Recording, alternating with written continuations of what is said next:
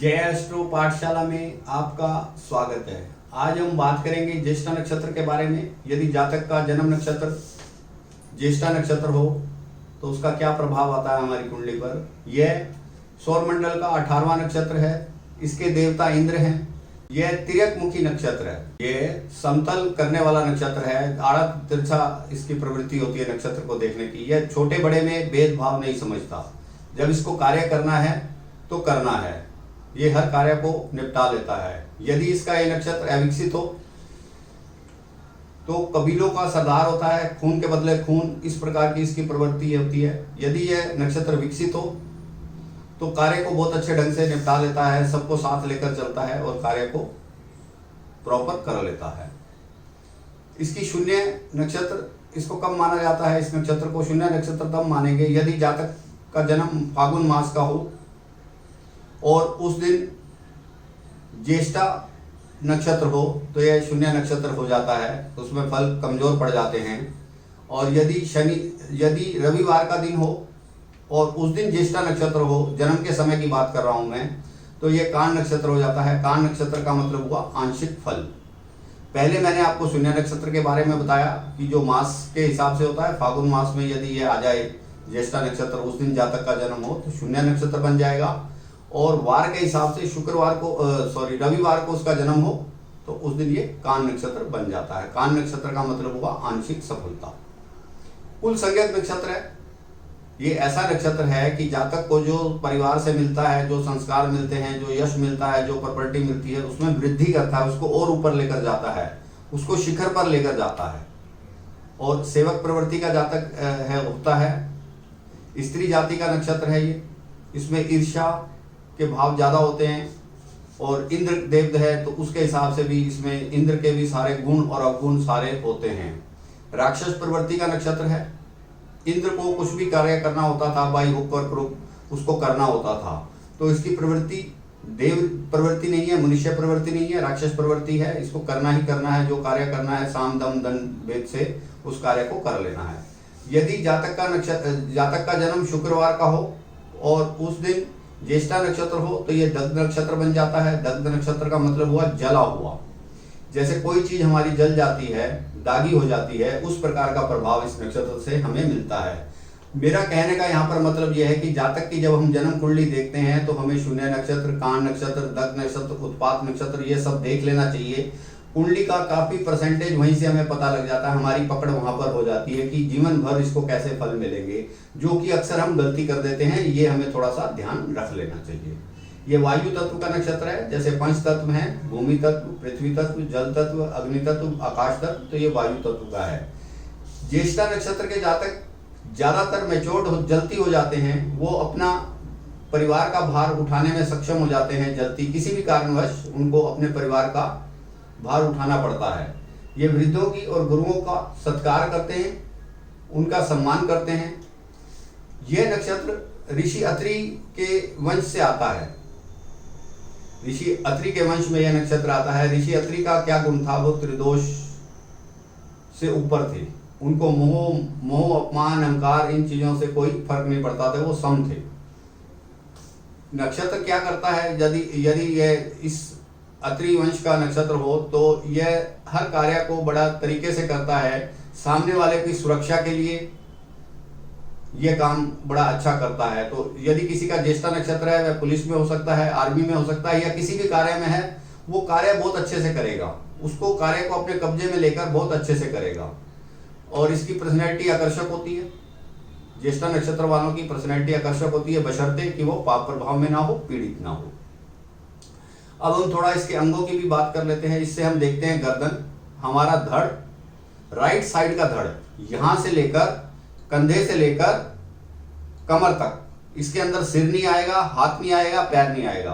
बड़ी आंत इससे देखी जाती है। रति के रोग देखे जाते हैं, प्रजनन अंग देखे जाते हैं, कंधे का दर्द देखा जाता है, दोनों कंधे का, और ट्यूमर वगैरह का भी इससे देखा जाता है यदि ये पाप प्रभाव में हो, पीड़ित हो। यदि ये पीड़ित है तो हमें इसका क्या उपाय करना चाहिए उसके बारे में बात करते हैं। उससे पहले हम इसको नवांश में भी देख लेते हैं कि किस नवांश में है और उससे क्या हमें फल मिल सकता है। यदि ये पहले नवांश में है, वृश्चिक राशि की 16 डिग्री 40 मिनट से लेकर 20 डिग्री होगी। तो इसका नवांश स्वामी गुरु हुआ और राशि धनु हुई, तो धनु के नवांश में हो सकता है ये पहला नवांश इसका। यदि यहाँ पर सूर्य, मंगल, गुरु और केतु जातक की कुंडली में शुभ प्रभाव में हो तो शुभ फल देगा। यदि यहाँ पर उस कुंडली में शनि और राहु अशुभ प्रभाव में हो तो अशुभ फल देगा। इतना हमें समझ में आ जाता है कि इससे प्रभाव कैसा मिलेगा। यदि अशुभ प्रभाव है तो हम उपाय की बात आगे कर रहे हैं। उससे अगला नक्षत्र इसका दूसरा चरण जो है, दूसरा चरण हुआ इसका मकर राशि का, शनि इसका स्वामी हुआ, नक्षत्र नवांश स्वामी। तो जातक में प्रतिशोध का गुण आ जाता है, वो बदले की भावना से जीता है। तो ऐसा भी हमें समझ लेना चाहिए कि इसकी डिग्री क्या होगी। वृश्चिक राशि में 20 डिग्री से लेकर 23 डिग्री 20 मिनट तक, ये अगर इस नवांश में है तो द्वितीय नवांश हुआ और ये प्रतिशोधी प्रवृत्ति का होगा, तो उसका भी हमें उपाय करना चाहिए।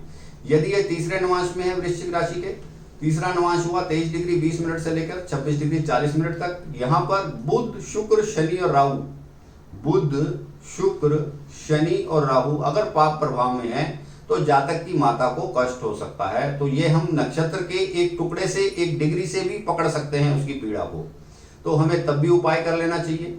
और अब हम चौथे नवांश की बात करते हैं। चौथा नवांश इसका हुआ 26 डिग्री 40 मिनट से लेकर 30 डिग्री तक वृश्चिक राशि में। इसका नवांश स्वामी गुरु हुआ और राशि हुई मीन। इसमें यदि गुरु और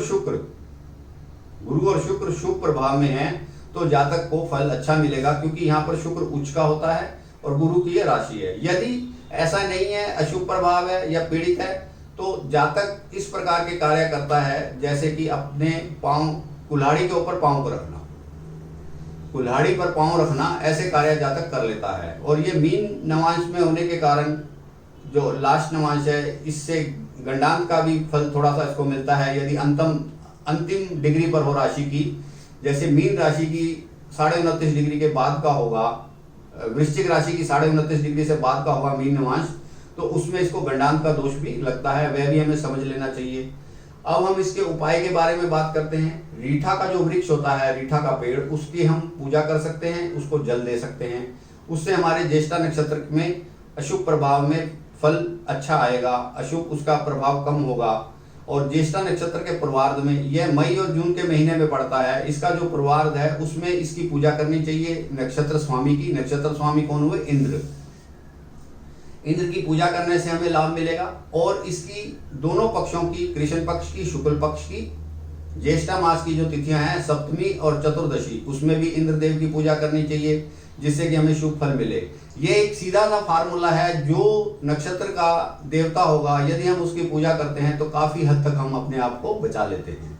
अब हम इसमें और भी देख सकते हैं किसकी पूजा कर सकते हैं। भगवान विष्णु की पूजा करनी चाहिए। ओम धम बीज मंत्र भी कर सकते हैं, उससे भी हमें लाभ मिलेगा।